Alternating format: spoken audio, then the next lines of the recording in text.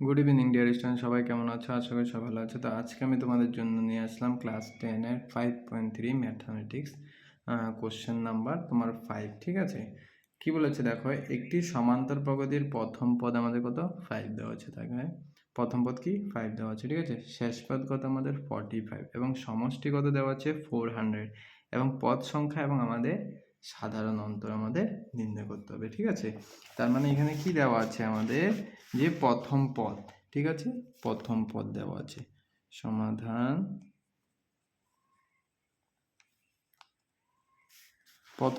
প্রথম পদ মানে কি আমাদের এ কত দেওয়া আছে আমাদের 5। ঠিক আছে, শেষ পদ কত 45 দেওয়া আছে, an অথবা l তোমরা ধরে নিতে পারো। ঠিক আছে, কত 45, তার মানে সমষ্টি কত দেওয়া আছে sn কত 400। তাহলে আমাদের পদ সংখ্যা মানে n বের করতে হবে এবং কি সাধারণ অন্তর মানে আমাদের কি d বের করতে হবে। ঠিক আছে, দেখো এখানে l বা an কেন লিখেছি, যে দেখো এখানে সমষ্টি দেওয়া আছে। ঠিক আছে, সমষ্টি দেওয়া আছে, a দেওয়া আছে। ঠিক আছে, তার মানে আমরা একটা সূত্র কি জানি, যে sn এর সূত্র এইভাবে লেখা যায় n/2। ঠিক আছে, a প্লাস l, এটাও একটা আমাদের sn এর সূত্র হয়, তার জন্য আমরা লিখলাম। ঠিক আছে, lটা। তো সুতরাং sn কি লিখলাম আমরা, n/2 a প্লাস l। ঠিক আছে, এটা দিয়ে অথবা তোমরা sn এর সম্পূর্ণ সূত্র দিয়েও তোমরা করতে পারো, যদি এটা তোমাদের মনে না থাকে। ঠিক আছে, এটা যদি তোমাদের মনে না থাকে তাহলে তোমরা সম্পূর্ণ সূত্রটা দিয়েও করতে পারবে। ঠিক আছে, সম্পূর্ণ সূত্র sn যখন পাবে না, দেখো এখানে a আছে। ঠিক আছে, n অথবা d দুটো জিনিস নেই, তার জন্য আমাদের কি করতে হবে, এখানে l এর সূত্রটা ব্যবহার করতে হবে। ঠিক আছে, তার মানে sn কত দেওয়া আছে আমাদের, দেখো 400 দেওয়া আছে। ঠিক আছে, n তো আমাদের নেই, তো n/2, a কত আমাদের 5, l কত আমাদের 45। ঠিক আছে, তো এখন দেখো 400 n/2 45 আর 5 প্লাস করলে কত চলে আসবে আমাদের 50 চলে আসবে।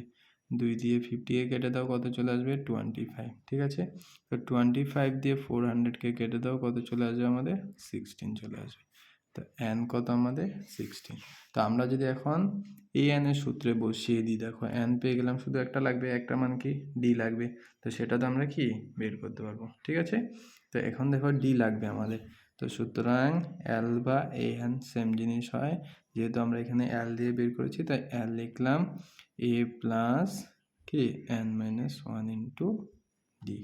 ঠিক আছে, n-1 ইন্টু d। তো l কত আমাদের 45, a কত আমাদের 5, n কত আমাদের 16, -1 d আমাদের নেই, বের করতে হবে, তাই তো।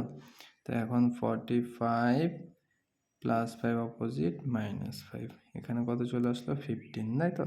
তো 15 ইন্টু ডি কত হয়ে যাবে আমাদের 15d হয়ে যাবে। তো এখানে মাইনাস করলে কত 40, এখানে 15d।